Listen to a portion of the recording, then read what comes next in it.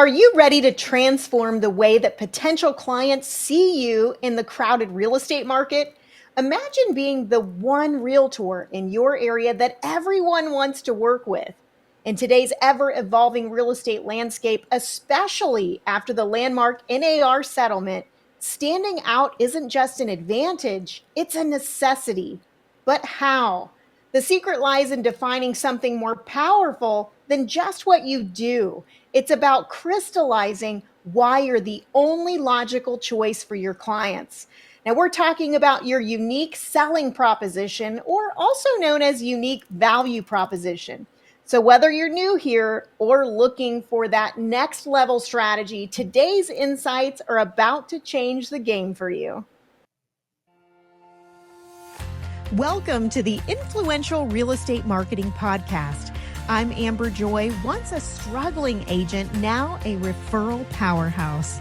I've been where you are, overwhelmed by countless marketing strategies and stuck in analysis paralysis. Alongside my husband and fellow coach, Jason, we've discovered what truly works in today's real estate market. Our mission is to guide you through the clutter of old school tactics to the clarity of modern, effective marketing that elevates your influence and your referrals in your local market. Join us and our remarkable guests as we share the blueprint for success that's working right now. Let's dive in. Hello. Hey, everybody. Thanks for joining us today. And thank you, Jason, for being on today's episode, because the recent NAR settlement has sent ripples through our industry, challenging us to really rethink how we present ourselves and our value to our clients. Now more than ever, your USP or UVP, however you like to call it, isn't just nice to have, it's your lifeline in a sea of competition. Yeah, more than just little ripples here and there. You know, well, here's the thing: is that your USP or the UVP, whatever people want to call it, is really the heartbeat of your personal brand. It answers the critical question that pretty much every client has, which is, why should I choose you as my realtor? And it's more about, or it's more than just the service offerings or the pricing. It's that unique value that you are bringing to the table. So whether you've got like unparalleled market knowledge or innovative marketing strategy or exceptional negotiation skills, whatever that is, the ability to convey that is now more important than ever. That's right. So we're going to take you through some steps, because so many agents are like, well, that sounds good, agree with you, but how the heck do we do that, right? So this podcast is going to be all about taking you through the steps of creating a USP for yourself. But first, I want to let you know that you should already have established who your ideal client avatar is before you create a USP. Now, we just did a podcast, the one right before this one, about how to establish your ideal client avatar. So if you haven't done that yet, that is step one, and you need to go back to that episode. It's just one episode ago, because you need to know that first. You can do this step. So step one is establishing your ideal client avatar, and step two is creating your USP. And that's what we're talking about today. We're going to take you through an exercise. So grab a piece of paper or your notes app, and we're going to take you through 5 key steps that's going to help you to crystallize your individual USP. So get excited, get a piece of paper, because we are going to be taking you through that right now. About to roll into it. But again, if you have not watched the Ideal Client Avatar, stop listening, stop watching right now. Go and do not pass go. Do not pass go, because this ain't going to make no sense. No sense until you watch that. All right, so you ready to dive into the steps? Yep, let's get into the 5 steps, and I'll let you start with number 1. All right, so step number 1 is understand your ideal client's needs.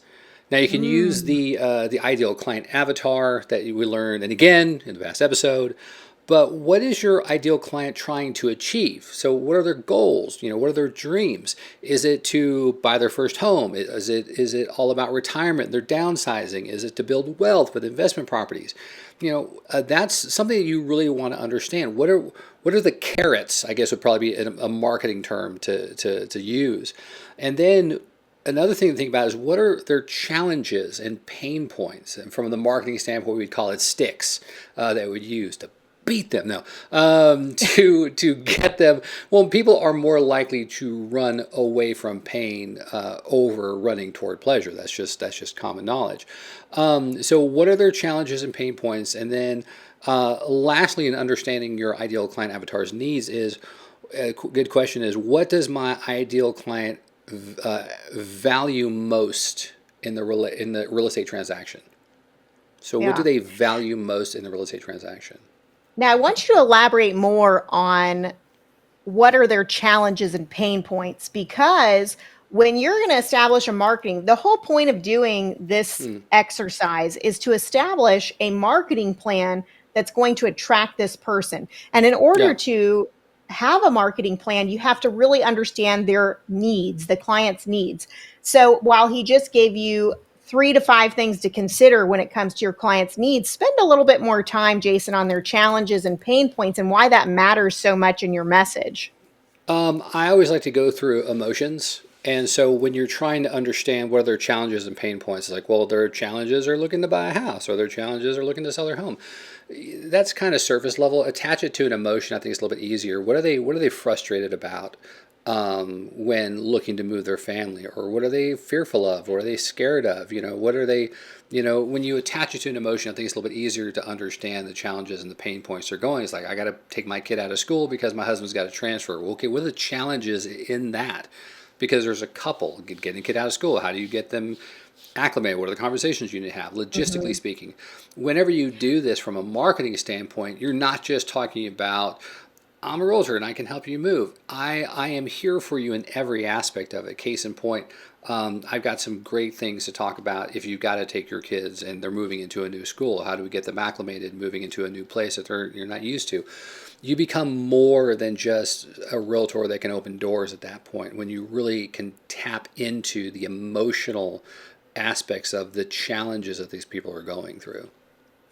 Well, and these all go together. So if you're writing these down, the step number one is to understand your ideal client's needs. Well, there's an Yeah. ABC but underneath that. ABC is A is what's your ideal client trying to achieve.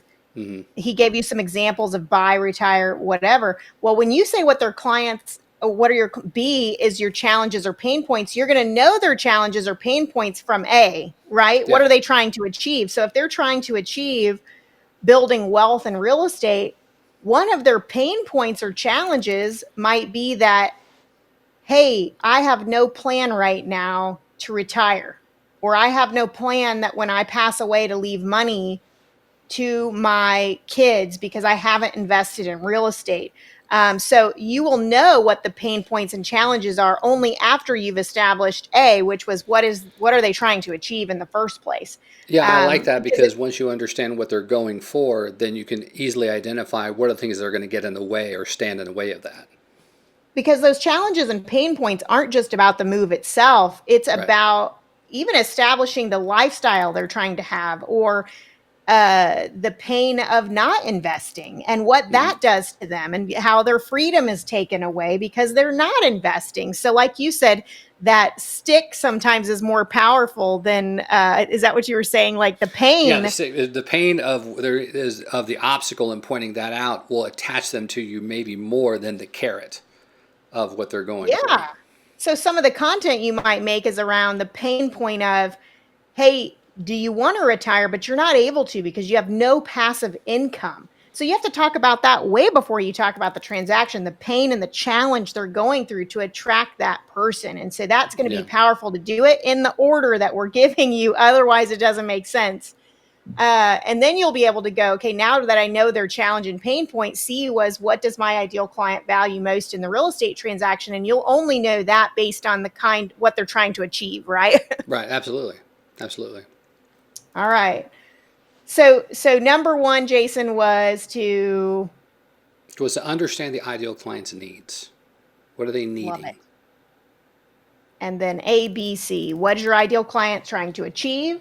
What are their challenges and pain points? And what does my ideal client value most in the real estate transaction?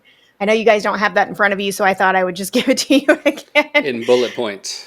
if you're They're probably writing going, it okay, I get down. A. A means achieve. How does B mean challenges and It's pain? not I an don't get it. acronym. It's not an acronym. It's steps. Good point. They're like, what are you talking about? Okay, now that you've established understanding your ideal client's needs, in other words, I already established my ideal client avatar in the last episode. Now I'm understanding what that ideal client avatar's needs are. Step two is to reflect on your own strengths, your own strengths. So, you as a realtor, all right. So, Jason, you can kind of help me with these, but it's like, what do you do better than anyone else in your market or your area of expertise? Yeah, this is something where I would warn against just saying I don't know, because when you say that phrase, your brain just stops. And Mm, so it's, for me, if you're struggling with, what do I do better than anyone else, I would break it down and maybe say, how do I do this better? Because that engages your brain and to go, oh, let me figure that out. How do I do this better? Or how do I do this differently? If you don't want to be competitive and say I'm better than people, just say differently, if you don't like that word.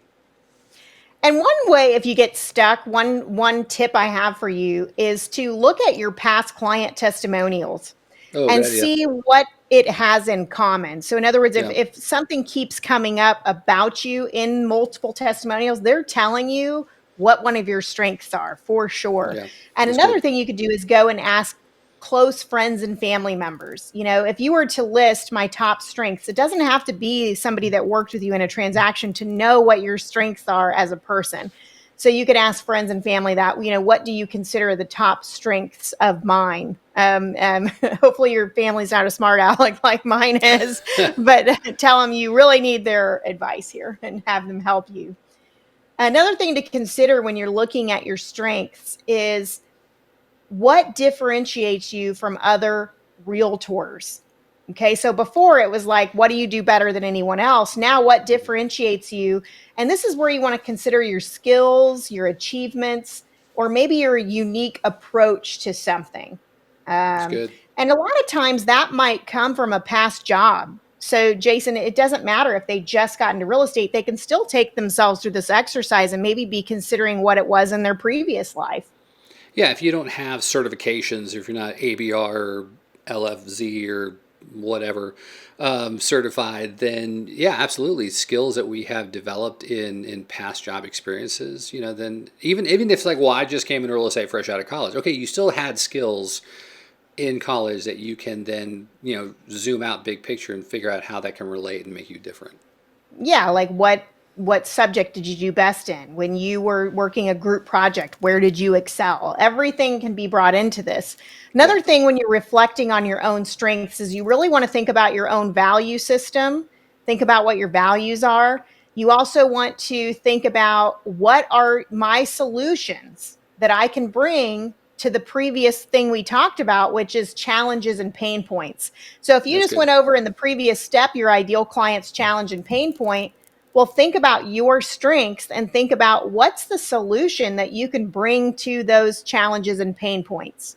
Yeah, And if you that's good. don't automatically know the answer, just write down what you think you know, and you can start honing in on that over time. Okay.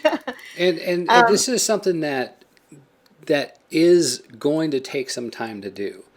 This exercise that you guys are kind of going through is definitely going to help you out in your business, but it's not easy. We've been helping agents market for well over a decade. And yeah. this is one of the hardest things that they have told us they have to go through, because no one has taught. It's such a rarity these days that realtors even mention this stuff. Let alone, like we've heard so many times, it's like, my broker never talked to me about this stuff. I've never heard about this stuff. It's like, yeah, it's Yeah. we're focusing on helping you market yourself, which is So you've got to know what are you bringing to the table, and think about when you're talking reflecting on your own strengths, how will working with you as a realtor change your ideal client's life? Yeah. frankly, because if you can change someone's life, and I don't mean you have to give a kidney, people. I'm not saying that you are, we always say you're a leader, not a savior, right? We're not asking you to be a savior, but what we're asking you is whether it's something small or not, when it comes to your strengths and your ideal clients, how will working with you change their life? And that is such a powerful question Yeah. because if you can answer that, you are separating yourself from the competition immediately because other people are not considering what the answer is to that and then And developing we a plan around it. and let me just say this because I think some of you guys need to hear this. It will. I just want to know how. Now, say that again. I don't understand what you mean. So, well, I imagine there's some agents like, well, I don't. I'm just helping them. Like they tend to talk. They dismiss just how much they help people. You Yeah. helping someone sell their home, you helping someone find a home is life changing. Life changing. So it's Or not it a should be. It matter. should be. It should be, but it's not a matter of is it or not. It's just how. How have you been changed their life? How is working with you changed their lives? Mm. I just don't want agents to think that, well, they work with me, it really didn't change their life. Well, then we need to, that's therapy. That's, we've got to have a better outlook Well, we need on how to, good we are. or we need to re-examine our process. And do we have enough moments that are blowing away our client? It could No, be that's a, both, yeah, that's possible. Yeah, or re-examine. So it could be both, or it could be one or the other. But I think what you're getting at is we forget because we do this every day for a living. correct. It feels like it's normal to us, but just know it's not normal to other people. It's the biggest investment they're making in their life. So I like that point, Jason. Yeah. So that is really summing up step 2 is to reflect on your strengths because as you remember, step 1 was understanding your ideal client's needs. Step 2 is reflecting on your strengths. Now take us What do to you, step 3, Jason. Step three, this is important. Analyze your competition. Okay, so Mm. you've just figured out what your client's needs are. You're really looking at your strengths. What are you bringing to the table? So the logical next step is, okay, what's my competition? Is there anyone else out there saying what I'm saying? Where can you excel where others fall short with this ideal client in mind? And And so I think it's that's the key words with this ideal client in mind, not yeah. just a general competition. That's not just a general competition. It's not like, okay, well, you have this many transactions. That's not what we're talking about. This is talking about the ability to convey. And so how it's not so much that is your competition doing this is from your perspective, but is your competition conveying this? And so what are they conveying and do I need to convey it better or different in order to stand out? Yeah. Where can you excel where other people aren't? And you might find as much competition as we have in numbers, Hmm. you don't have as much competition as you think when it comes to a value proposition because most True. agents aren't even thinking about this, True. especially a value proposition that's going after your exact ideal client may not be any. No, yeah, absolutely. It's the difference in versus what an agent thinks their competition is Yeah. versus what the numbers are saying their competition or what they actually go through the marketing aspect of it.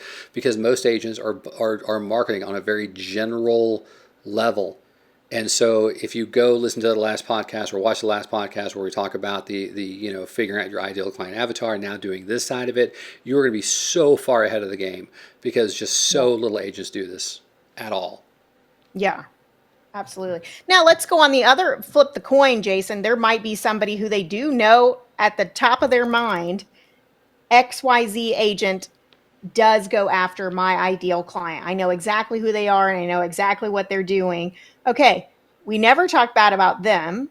Then Right. what can you do, like you said, to excel above that person or to have a completely different message of that person where you think that they're falling short in what they're offering? And like what you said, it's the perception of what they're offering because Right. perception is the only thing that matters as far as what's out there. Um, and we don't run from competition by any means. There's going to be competition anywhere. Yeah. And take the queen off the table. I used to play chess with a buddy of mine who's a genius. He actually taught me how to play chess without the queen because you tend to rely on it and you lose sight of other aspect of it. By taking the queen off the table, it means don't just go to, well, I'll just charge less. That's not the answer. That's not Mm, like I'll just charge less and that's how I'll beat them. No. That's a race to the bottom. Absolutely not. It is And what take you won't win, right? You have to keep lowering to keep you have to winning. That's keep a lowering it. losing Yeah, game. absolutely. And as a So yeah, matter of fact, I love that you brought that up because the whole reason you need a USP or a UVP is so that you don't have to continue lowering your price. Because if your only value proposition is price, you lose automatically. yeah, Someone can yeah. always go lower than you. True, I'm so true, glad you true. brought that up. Okay, so the next step is to articulate your value. Now, this is all about combining your strengths from the previous step and your Mhm. client's needs into one clear, concise statement. This is what's known as your USP or your UVP. So, for example, it could be I help, and then you're going to insert your ideal client's description in there. Mm-hmm. And then what do you help them do? Like, do, create, or whatever, another powerful action verb. In other words, enter your ideal client's description and what Okay. they want to do. What are they looking to do? And then you put, so they no longer have to worry about their pain point. Remember, we talked about the pain point. And so they can achieve, and that's where you insert what they really want.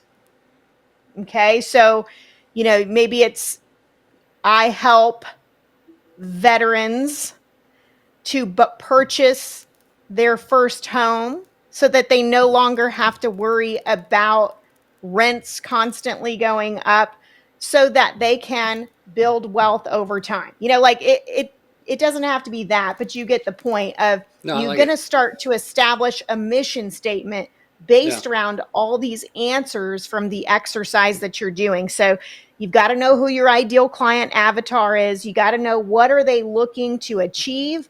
You have to know what their pain point is and what your solution is to that pain point so that you can help them achieve their goals. Okay. That's what we're looking to do here, people. Could you read that again, but with blanks? Like instead of saying pain point, just say I help. You know, what I'm saying like I help agent. I help blank. Da da da. So it'd be like, I help blank. Mm-hmm. That's your ideal client description there. And it would be to be, do, or have. What are they looking to achieve? That's the blank. Two, what are they looking to achieve? And then once you have that, you would put so they no longer have to worry about blank. That's the pain point. So they can achieve blank. And that is like what they really want. What does your ideal client really want? Now, there's multiple ways to do that. That's just one example of a way to do that. So I help blank to have blank so they no longer have to blank and they can achieve blank. Okay. That's just one way. You can look up on the internet multiple ways to string together a actual statement, but it's not necessarily about just having a statement. That's your actual UVP or USP mission statement all put together, and that is important. But by just going through the exercise that we're taking you through today, it's helping you to know how to market. We're going to put it all together in a minute, but step 4 is articulating your value by looking at your strengths, looking at your ideal client's needs, and coming together with one statement of how you are helping them, how you're meeting them where they're at, basically. Yeah, I think that's good because it could be as simple as one sentence, and if you can get that down, then you know exactly who you are. So, um, 100%. I'll take the And that's last. kind of hard to do on a podcast when you don't have a piece of paper in front of you, but um, like I said, you could Google just a sentence, but you wouldn't know how to fill it in if you hadn't gone through the Correct. questions that we're taking you through. You got to do the work in order to figure out what makes that sentence easy to write is you doing all this work beforehand. 100%. And that is what we're here to do. So once you articulate that value out, where you excel, Jason, with our coaching clients and our main mission is taking them to that last step, number 5. All right, so number 5. So let me go recap, and I'll end with number 5 because that makes sense. All Okay, right, I so crafting your USP or UVP, whatever you want to call it. Here are the 5 steps. Step number 1 is understand your ideal client's needs. Step number 2 is reflect on your strengths. Step number 3 is to analyze your competition. Step number 4 is to articulate your value, which is again going to leverage steps 1, 2, and 3. And then finally, step number 5 is start creating consistent content. So at this point, you understand exactly your ideal client avatars, their needs, their wants, their desires, their pain points. You know what you're bringing to the table, and you've got that statement laid out. You then need to integrate that into all of your market materials. Everything that you're putting out there on the interwebs, you need to have that just flowing all throughout, from your website to your social media, because you need to make sure that this is just resonating throughout every piece of content that you're putting out there, because if it's resonating throughout your channels, it's then going to start to resonate with your ideal client avatar. People don't just need to hear something once or twice. You need to be kind of just beating that drum consistently all the different ways you can. And so that's where it begins. So where does your ideal client avatar get their information from? If your ideal client avatar, let's go back to either the veterans, where are the veterans getting their information? Oh, well, all the veterans are in a Facebook group. Then that's where I'm going. I'm going for that, the gated golf course community. Then guess what? They're all on Instagram or LinkedIn. That's where I'm going. I'm going after the yoga moms that just do lunch. Okay, well, they're on Instagram and TikTok, so that's where I'm going. Once you have all this information down, then it is all about I'm just gonna start beating that drum of this is what I do. This is my USP, and I'm integrating and weaving in through stories or posts or videos or lives on the channel where they're hanging out at. Yeah, I love that. And this episode is not about a content plan, so to speak, but it's your last step in getting your UVP out there. Okay. It's just a matter of, this isn't all about a year's content plan on this podcast. We could not fit that in here. But once you know what it is, put it out everywhere where that person is hanging out. I love that so much. All right. Did anything else you wanted to say about number 5 before we move on that? No, I just think that's it. It's just about, talking about it in all the different aspects. So now that you're equipped with the steps to craft your unique selling proposition or your UVP, the real work begins, you guys. Take action today by sitting down and defining what really sets you apart in this post-NAR settlement landscape. Remember that clarity is key, not just for you, but for every member of your team. So once you've established what your value is, who your ideal client avatar is, what their pain points are, how you're going to start providing solutions to those pain points, make sure that not only you are crystal clear on it, but that every member of your team is crystal clear on it. So if you are a single agent and you're like, I don't have a team, you do. Your lender, okay, your stager, your photographer, every person that helps you in your business should be clear on why you are the go-to agent for all of their referrals. Everyone should be able to articulate your USP or UVP because it's the beacon that guides your marketing efforts, your client interactions, and ultimately your success in today's market. Yeah, I mean, this is truly a moment that you have to break away. If all you're doing is marketing the same way that every other agent is marketing, or if you really don't want to take the time to do this, and again, you're just stuck with marketing, given the market tools maybe your broker gives you, you are in what we call a bloody ocean, filled with everyone going after the same people. So if you truly want to shine, if you truly want to set yourself apart, then that's great. Be unmistakably you. And how do we do that is by going through all those steps. And again, listening to that previous podcast where we talked about figuring out who your ideal client avatar. And because once you have your value proposition ready to go, your unique sales proposition, your USP, your UVP, whatever you want to call it, that is going to speak volumes to your clients. And these people that you are meant to serve are going to hear you loud and clear because they know, they'll be able to tell without a doubt that you are talking to them. Yeah. Now, your action step today is before you dive into this exercise, I want to encourage you to reflect on everything that you bring to the table. Then gather up your team and ensure that the vision is unified across all fronts. Your USP isn't just a statement, it's a commitment to extraordinary service and unique experience that you provide. You and your team both provide. Now, once you've done that, you're going to need a way to communicate with those people. So, we're helping agents all over the country to become the default choice for referrals so they can live a life of joy and prosperity. So if you would like more information about that and how to hone in more on your ideal client and how to communicate with them once you have them, give us a shout. We would love to help you. Nice. All right, guys, that's all we've got for today. Remember, if you like what you heard, then you can like, subscribe, leave 5 stars. We like that. That's what we like. Or share with a Really friend. helps us out. Yeah. Sharing is caring. Sharing is caring. And remember that God has given you everything that you need to succeed. All you have to do is take daily imperfect action. We'll see you next time.